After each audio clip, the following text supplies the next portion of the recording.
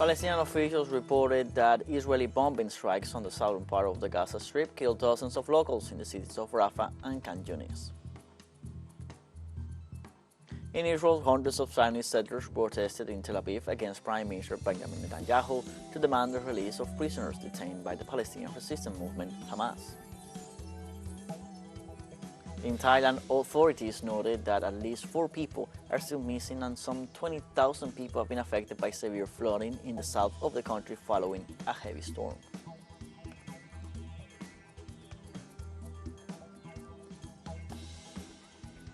Hello, welcome to From the South. I'm Luis Alberto Matos from the TeleSUR studios in Havana, Cuba. We begin with the news.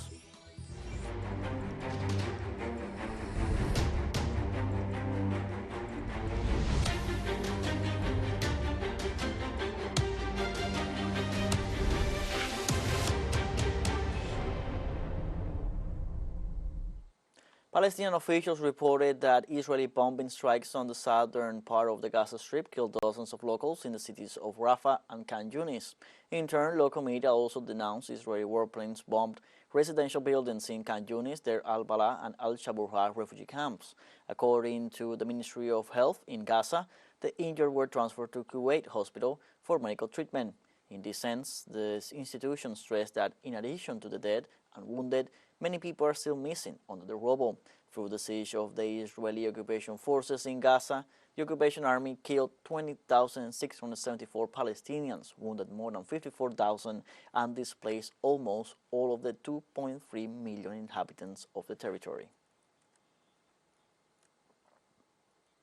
The Israeli occupation forces took over a sports stadium in Gaza and turned it into a concentration camp where hundreds of Palestinian civilians are being held prisoner.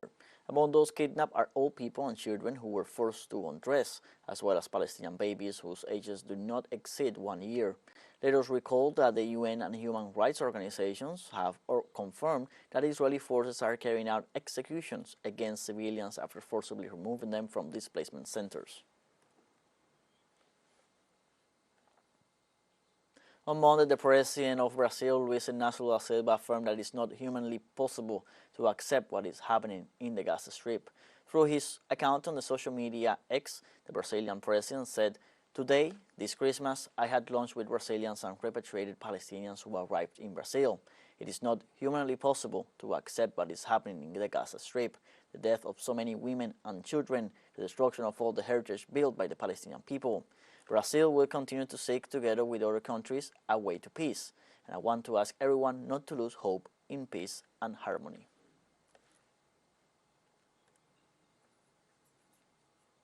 Palestinian authorities stressed on Tuesday that at least 491 Israeli soldiers have been killed after more than 70 days of intensified violence against civilians in the Gaza Strip and the West Bank. On the other hand, the Israeli occupation army announced the death of an officer and a soldier of the Zionist regime during the fighting in the southern Gaza Strip. The agency added that they are Reserve Sergeant Elisha Johannatan Luber from the settlement of Yitzhar and Reserve Sergeant Joseph Guitars out of the battalion of Tel Aviv.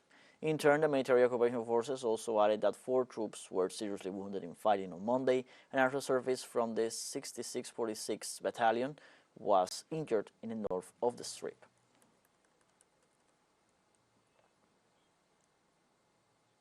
Meanwhile, the spokesman of the Israeli occupation army informed that at least 43 Israeli soldiers were wounded during the last 24 hours in the Gaza Strip.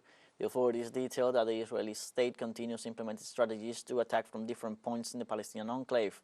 Civilians claim that the situation is causing massive destruction of Arab infrastructure and an unprecedented humanitarian disaster, and demand that international organizations take a stand.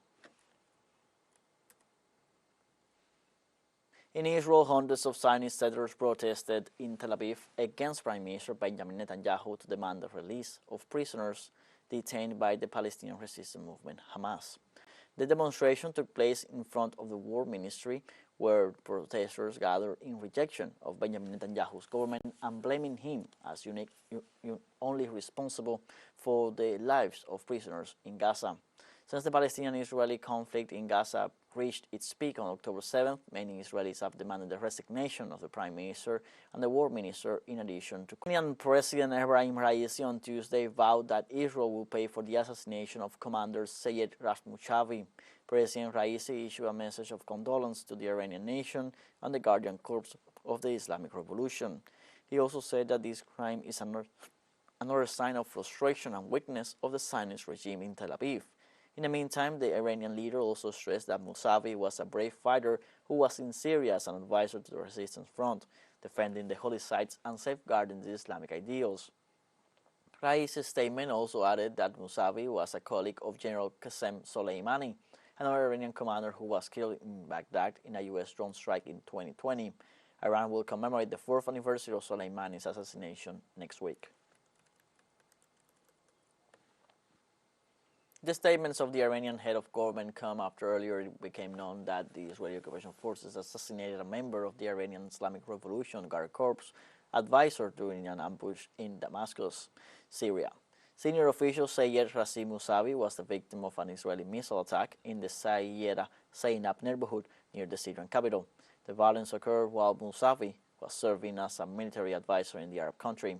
The Islamic Revolutionary Guard Corps assured that the Tel Aviv regime will be held accountable for Mousavi's assassination, as well as the death of countless children in the Syrian region where Israel is carrying out attacks.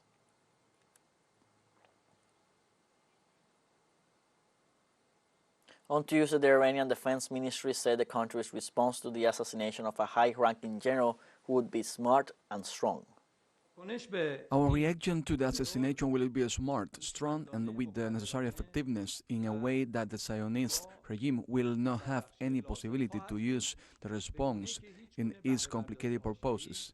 The Islamic Republic of Iran, with its deterrence power and various capabilities, has the capability of a strong and smart response to these sort of crimes, as it has had at the proper opportunity, time and place, and with an adequate method. These sorts of terrorist crimes will be answered indeed. Iraq condemned the recent United States attacks on Iraqi territory that left at least one dead and several wounded.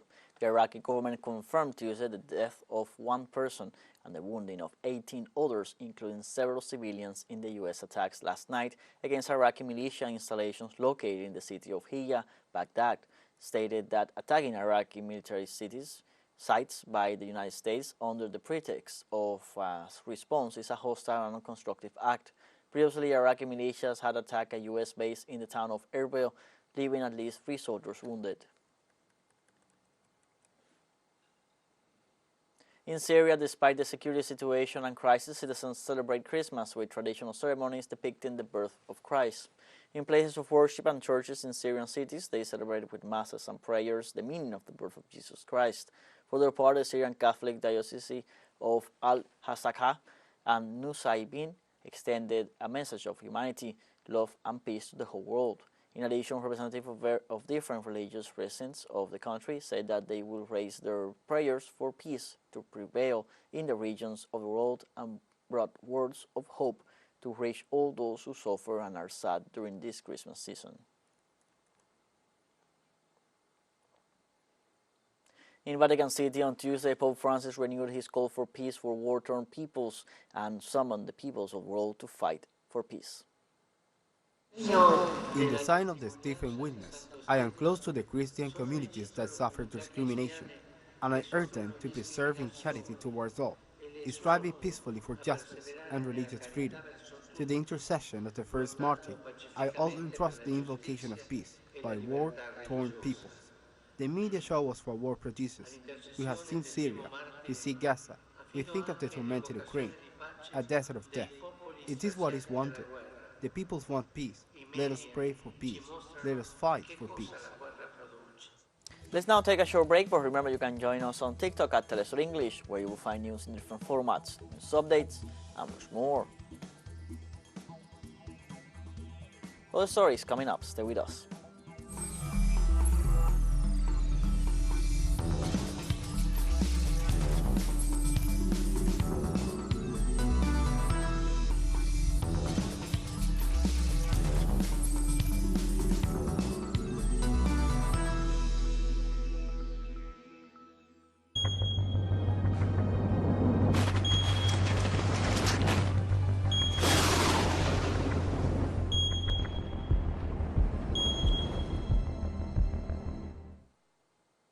Welcome back from the south. In Thailand, authorities noted that at least 4 people are still missing and some 20,000 people have been affected by severe flooding in the south of the country following a heavy storm. In this sense, emergency crews continue to search for 4 people who were on an evacuation boat that capsized in Narathiwat province. Some residents reported that the water level exceeded 2 meters high and that due to this they were forced to take shelter on upper floors and roofs. The Prime Minister of Thailand expressed his concern about the situation and indicated that he will travel to the affected area on Tuesday to inspect and supervise the emergency and rescue works. Air and rail travel in India's capital, New Delhi, were disrupted on Tuesday as a thick blanket of fog enveloped the region, reducing visibility to barely 50 meters in some areas. The Central Pollution Control Board confirmed that the air quality index had reached 376 units, while levels of 0 to 50s are considered good. On the other hand, the Meteorological Department warned of the impact it could have on the health of the city's 20 million inhabitants. In this sense, according to India's news agency, at least 30 flights due to land at or depart from Delhi airport, including those on international routes, were delayed due to dense fog, which also said some 14 trains running in northern India were affected. The German Weather Service today warned of the risk of flooding in many parts of the territory due to the continuous rain, which has already caused the evacuation of 500,000 citizens in northern Thuringia, in the center of the country. Residents were evacuated from their homes in different regions of Germany on Christmas Day when heavy rains and soggy ground caused flooding and rising waters. Areas in the regions of Thuringia and Lower Saxony were particularly affected. Images from the town of Windhausen in Thuringia showed houses, fields, and streets submerged in floodwaters as people forced from their homes were cared for in an emergency shelter. In the western German city of Oberhausen, firefighters and officials from the Federal Agency for Technical Relief reinforced a dike on the Ruhr River with sandbags in an attempt to prevent flooding due to high water levels. In the Democratic Republic of the Congo, at least 4 people were killed and 20 others are reported missing after a river swept through a building in South Kivu on Sunday. The accident occurred in the rural and mining area of Mwenga, where local people were sheltering from heavy rains in a hangar that served as a restaurant on the banks of a river. According to Alexander Gandu, deputy mayor of the town of Kamituga, the heavy rains sparked a landslide that caused significant physical and material damage. Experts in the region confirmed that extreme weather events are becoming more frequent and intense due to the current climate change. In Venezuela, firefighters and civil protection rescuers fought a large forest fire in Henry Pittier National Park in the north of Aragua State on Monday. Through videos disseminated through social media, the civil protection teams announced that around 250 hectares of the park had been affected by a fire detected on Sunday on Christmas Eve. The Vice Minister for Risk Management and Civil Protection, Carlos Perez Ampueda, indicated through the social media X that the fire had already been 90% controlled and that the mitigation work continues with the use of helicopters and personnel with hand tools.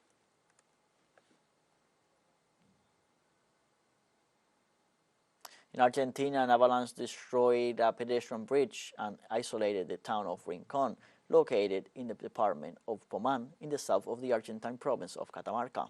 The pedestrian bridge, inaugurated a little over a month ago, was swept away by the flooding of the Ambato River due to the heavy rains which caused the rivers to swell.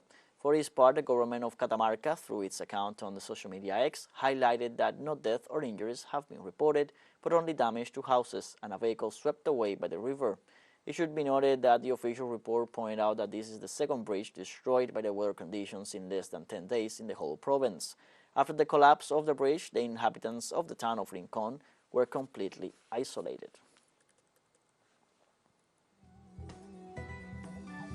We now have a second short break coming up, but before we invite you to join our WhatsApp community for our English-speaking audience, you can scan the QR code on screen to join directly and share the link to reach more people.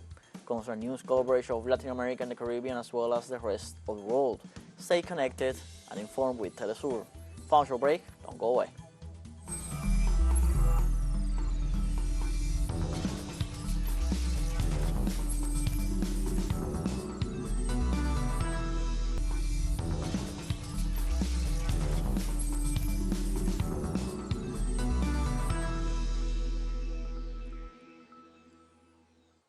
Welcome back from the south. In Albania, more than 40 people were injured after a fire broke out in a shopping and residential center in Lushnja. On Monday, dozens of citizens experienced moments of horror when a fire on the third floor of the shopping mall in Lushnja quickly spread to the apartments above. The operation of evacuation of citizens was coordinated by the fire department, culminating after about 5 hours while the fire spread throughout the 12-story building. Some 39 citizens and 3 employees of the fire department were evacuated and sent to hospital for medical assistance, whose lives are out of danger. The Special Investigation Group, under the direction of the Public Prosecutor's Office, continues to work to clarify the circumstances of the incident and to determine the cause of the fire, which is presumed to be a spark in the electrical system. Firefighters and special police forces managed to get in on time in those apartments. They were told there were no people in. After verification and entering by force into this apartment, the special police forces found asphyxiated people. They are due to their work, and also thanks to God, now they are out of life danger and are being taken care of, as a representative of the Health Ministry reported. The Democratic Republic of the Congo's Electoral Commission on Monday continued to release partial results from the presidential elections, with incumbent leader Felix Tshisekedi leading by a wide margin of over 80% of the votes. The results announced so far relate to 1,876,827 voters out of a total of nearly 44 million registered in a country of around 100 million inhabitants. At this stage of the vote count, according to the Electoral Authority, Tshisekedi, who has ruled since 2019 and is running for a new term, achieved a score of 81.4%. He was followed by former governor of Katanga, Moise Katumbi, with 15.18%. The poll was set for one day, but was extended into Christmas in some remote areas due to logistical problems. In addition, there were allegations of irregularities by the opposition, which has demanded the annulment of the voting.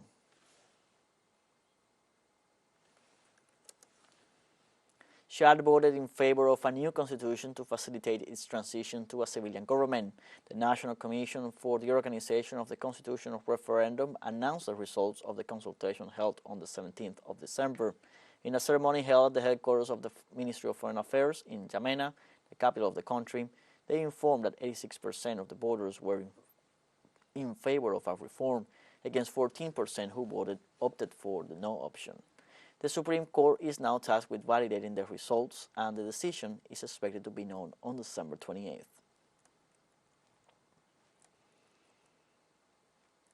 In North Macedonia, children of all ages and backgrounds at the Roma Rock School are brought together to jam, learn, and overcome deep divisions in the multicultural Balkans country. Founded in 2017, the after-school program offers courses in music theory, instrument, and voice classes, along with practice space for aspiring young musicians to rock out. One of its primary focuses have been recruiting children from Skopje's largely Roma neighborhood of Suto Orisari, where poverty and a lack of opportunities have remained stubbornly entrenched. Along with economic and societal prejudice, North Macedonia's Roma community have remained largely excluded from formal education in the arts, despite the community's rich history of music and performance. Currently, Roma Rock School works with around 60 active students between the ages of 10 and 19.